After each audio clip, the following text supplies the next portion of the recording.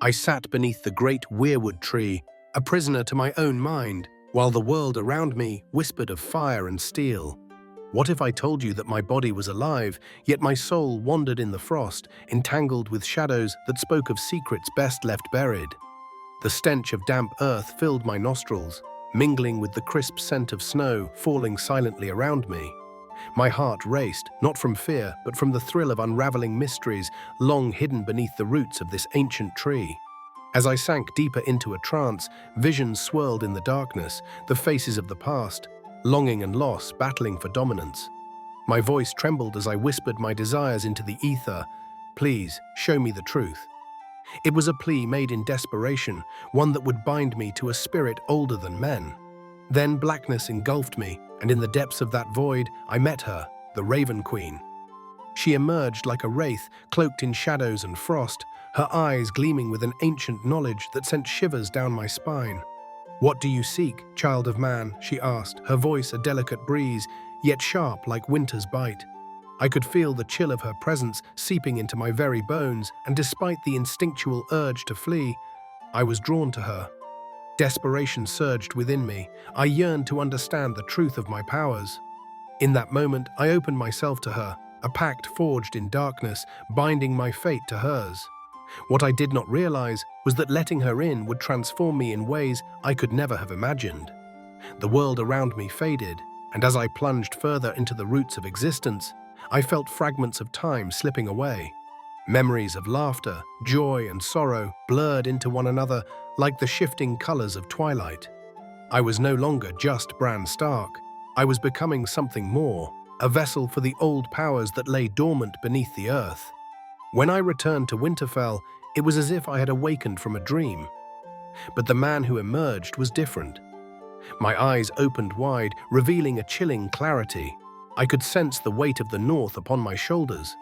The lords gathered around me, their faces a mixture of relief and apprehension, believing their king had returned from the abyss with greater insight. They welcomed me back, yet their cheers were hollow, echoing through the halls of my mind. Yet strange things began to unfold.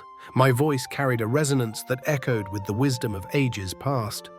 I spoke not of dreams, but of visions that twisted into prophecies, unveiling the threads of fate that connected us all. Commands fell from my lips like snowflakes, delicate yet inexorable, weaving a tapestry of control that ensnared those nearby. The air thickened with tension as I sensed their fear, a fear that fed my resolve, and those who opposed me began to vanish into the trees, swallowed by whispers that danced on the icy wind. With each disappearance, I felt the grip of power tightening around my heart. It was intoxicating, exhilarating, yet suffocating all at once. The weirwoods began to bleed sap like tears, and ravens gathered in impossible numbers, their cries echoing through the night, heralding my reign.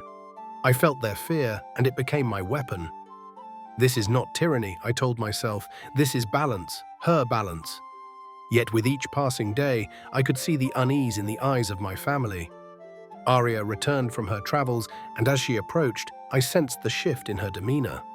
The glint of familiarity vanished, replaced by disbelief. "That's not my brother," she whispered, her voice a choked note of concern that echoed through my mind. The council convened, lords and ladies exchanging furtive glances, a storm gathering on the horizon. When the small council sent envoys to challenge my rule, none returned. The silence was deafening, leaving only a single raven carrying a crown made of bark and bone, an offering of submission that chilled my very soul.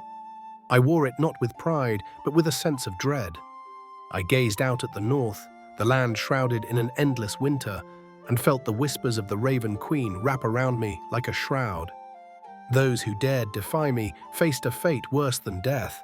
Nightmares plagued their dreams. A woman with black wings and no face haunted their every thought, twisting their minds until they were but shadows of their former selves. My heart raced with a mixture of power and dread. I was a king without a throne, a ruler of shadows who commanded fear. The free folk dubbed me the Broken King, a title that weighed heavily upon me.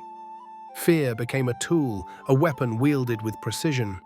I understood the dance of power, the fine line between control and chaos, and I used it to my advantage. As I heard the whispers of the North's people, I realized they were not merely frightened. They were entranced, captivated by the legend of the Raven Queen that hung in the air like a fog. As I sat once more beneath the great weirwood tree, the snow falling in a serene silence, I whispered with two voices, the boy I once was and the king I was destined to become. Westeros has had its kings of fire, now it shall kneel to ice. It was a proclamation that echoed not only through the hallways of Winterfell, but also deep within the hearts of those it touched. Samwell Tarly, ever the scholar, began poring over ancient texts, his brow furrowed in concentration. He sifted through pages yellowed by time, revealing warnings of a spirit that once ruled the North from within the roots of trees, a spirit said to return in the body of a dreamwalker. The weight of his findings hung heavily in the air, and I could see the fear etched on his face as he realized the implications of what I had become. "Bran," he said, voice trembling, "you must be careful." The Raven Queen grew powerful in a time when men feared the dark. I could feel his worry pulsating like a heartbeat, a reminder of the humanity I was slowly shedding. But part of me felt invincible, as if I were a god emerging from the frost. I had become a vessel of an ancient force, and with it came a weight that threatened to consume me. In those quiet moments beneath the weirwood, as the snow settled around me like a soft blanket, I could feel her presence entwining with my spirit. Each breath I took was a reminder of the pact forged in darkness. Her power flowed through my veins, an icy river that coursed with a blend of dread and exhilaration. The age of men was fading, supplanted by the era of the Raven Queen. I had become something other than human, a conduit of fate weaving the fabric of reality. As the cold seeped into my bones, I relished the weight of my newfound authority. Power surged through me, and I could see the world unfolding in ways I had never imagined. The crows cawed in unison, black wings beating against the chill air, signaling the arrival of something profound. I was no longer merely Bran Stark. I had become a harbinger of change, a ruler of shadows, and the balance of power was shifting beneath my feet. But just as I reveled in this transformation, a chilling thought pierced through my mind. Was I losing myself to the darkness? As I gazed into the depths of the ancient roots, I could feel the echoes of those who had come before me, their desires and fears intertwining with my own. Would I become a puppet, dancing to the tune of the Raven Queen, or could I forge my own path? In the depths of my struggle, I found a flicker of hope, a reminder that even in the shadow of death, I could find life. The land around me pulsed with potential, and though my journey was fraught with uncertainty, I understood that I held the power to shape destinies. Would you dare to embrace the power that lies beneath? I thought, my voice mingling with the whispers of the trees. I was a dreamwalker, a king of shadows. And with that came an unparalleled weight of responsibility. As I contemplated the choices ahead, I could feel the stirrings of destiny beckoning me onward, a siren song that no mortal could ignore. With every passing moment, the world shifted, and the air crackled with potential. The North was a land of stark contrasts, where ice and fire intertwined in a delicate dance. I could feel the threads of fate weaving together, binding the lives of those around me to the ancient powers that flowed through the roots of the weirwood tree. As I reflected on the magnitude of my transformation, I understood that the challenges I faced were not only external but internal as well. The struggle for identity, the quest for power, and the desire to protect those I loved weighed heavily on my heart. I was caught in a web of choices, and each decision would ripple through time, shaping the world in ways I could scarcely comprehend. But amidst the chaos, there was a singular truth that resonated within me. The age of men was fading, and a new era was rising. I was on the precipice of something extraordinary, a journey that would redefine the very fabric of existence. With every heartbeat, I could feel the pulse of the Raven Queen at my side, guiding me into uncharted territories where shadows danced and light flickered. And so I sat beneath the great weirwood tree, snow falling in silence, a king reborn in ice and shadows. As I whispered into the void, I felt the weight of my choices settle upon me like a shroud. Yet I was unafraid. I had embraced the darkness and found strength within it. The threads of fate continued to weave, drawing me into a future that awaited, ready to unfold before my eyes. In the quiet of the woods, I understood that the path ahead would not be easy. It would be fraught with challenges and sacrifices, but I was prepared to face whatever lay ahead. The land of Westeros had always been a tapestry of power, ambition, and betrayal, and now I was a part of that grand design. As I closed my eyes, the whispers of the Raven Queen filled my mind, guiding me toward a destiny that would shape to both my world and the worlds beyond. I had become a part of something greater, a force that would redefine the balance of power in ways that even the gods could not foresee. And in the shadow of death, I found life, an eternal thread weaving the balance of fate and free will. So I wondered, what would come next? Only time would tell, but one thing was clear. The Raven Queen had risen, and I would stand by her side as we embraced the dawn of a new era. The realm of Westeros lay beneath a veil of uncertainty, a land steeped in blood and history, where every man's ambition could turn the tide of fate. As I sat beneath the weirwood, the air thick with the sense of an impending storm, I could hear the pulse of the north thrumming in tune with my own heart. The crows circled overhead, shadows against the pale sky, as if they were awaiting my next command. With the Raven Queen at my side, I felt invincible, yet the nagging doubt of what I had become clawed at the edges of my consciousness. What did it mean to wield such power? I could sense the longing in my heart for the simple joys of life, the warmth of familial bonds, the laughter shared over meals, and the fleeting moments of joy that now felt far removed. Yet I also understood that I had a heavy burden to carry, the weight of the choices I would face. The whispers from the trees curled around me like smoke, urging me to embrace my destiny while cautioning me to remember the cost of such power.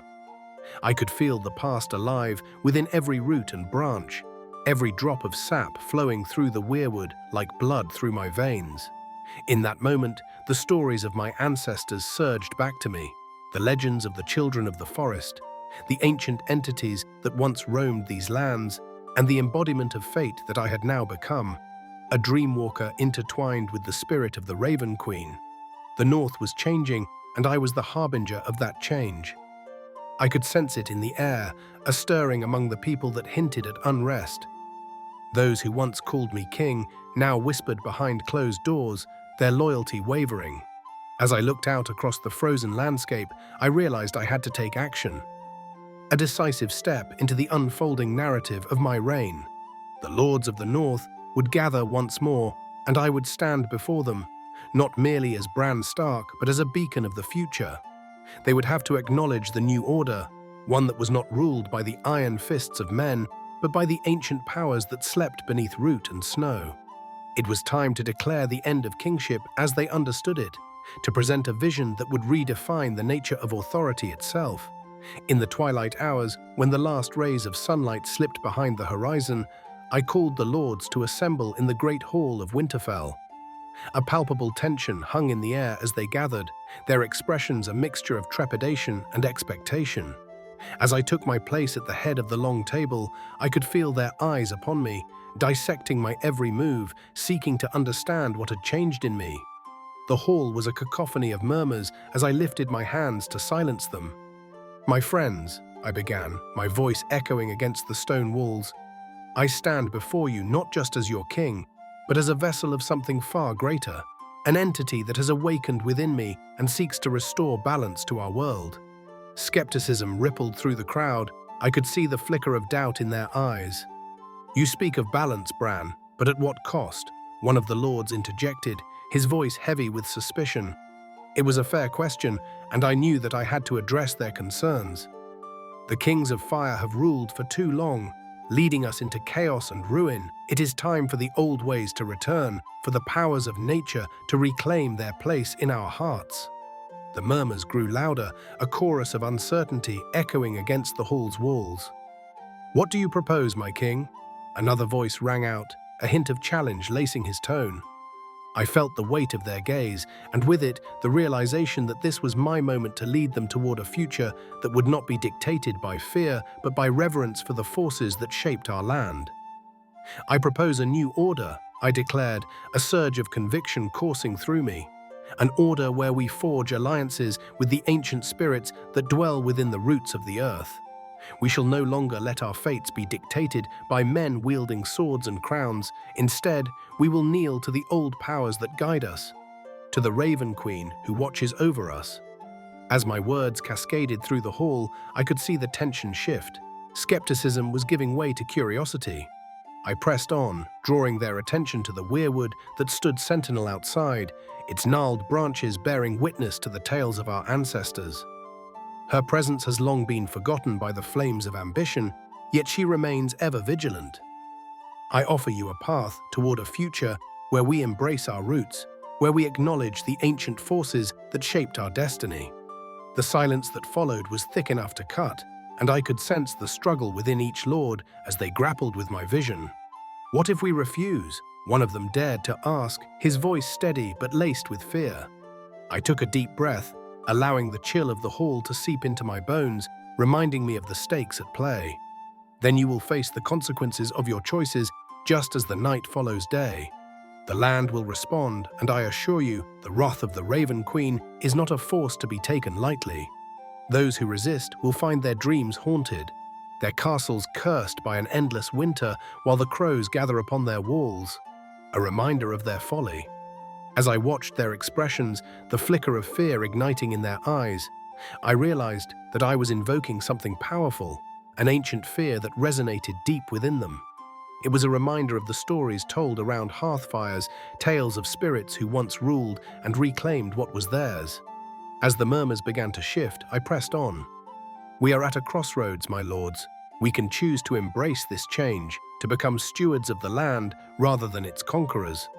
Or we can resist and watch as nature reclaims what was taken." A hushed silence fell over the room, broken only by the sound of the wind howling outside, a portent of what lay ahead. "I ask you now," I added, my voice low and resonant, "to open your hearts to this vision. Embrace the balance that has been lost, and together we will weave a new destiny, one where the spirits of the earth guide our hands and hearts.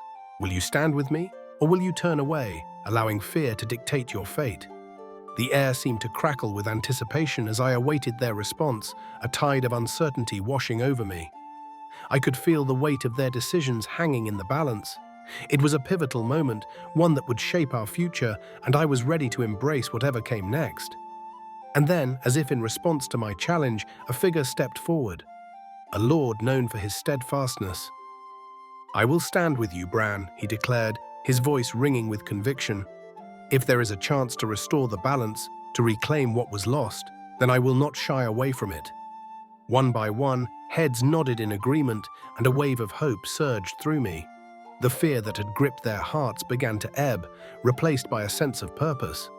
The tides were turning, and I could feel the power of the Raven Queen coursing through us all. In that moment, I knew that we were not merely forging a new order. We were becoming part of a legacy that would echo through the ages. I could almost hear the whispers of the weirwood tree, urging us to embrace the journey ahead, to let the roots of our choices guide us into the light. As the meeting drew to a close, I felt a renewed sense of strength. We were united in purpose, bound by a shared vision of the future that embraced the ancient forces that had long been forgotten. The North would rise anew, not under the weight of crowns and thrones, but in harmony with the earth that nurtured us. But amidst this newfound hope, a lingering concern simmered in the back of my mind. Would we be able to navigate the challenges that lay ahead? Would the lords truly embrace the Raven Queen and the path I had set before them? Only time would tell, but I was prepared to face whatever darkness might come. As I stepped back into the chill of the evening air, I gazed upon the great weirwood tree, its branches stretching like skeletal hands against the deepening twilight. In that moment, I felt the weight of the past settle upon my shoulders, but I also felt the stirring of the future, a future that would be shaped by our choices. Join me on this journey, I thought, my heart swelling with determination. Let us step into the shadows together, weaving a tapestry of destiny that honors the powers of the earth. I knew this was just the beginning of something extraordinary, a new chapter in the saga of the North, and I was ready to embrace it. If this story resonates with you, If the journey of Bran Stark and the Raven Queen captures your imagination, subscribe to our channel. Join us as we delve deeper into the legends of Westeros, exploring the realms of power, fate, and the ancient forces that shape our world. Don't miss the next chapter of our unfolding tale, where the shadows hold secrets and the past whispers of what is yet to come.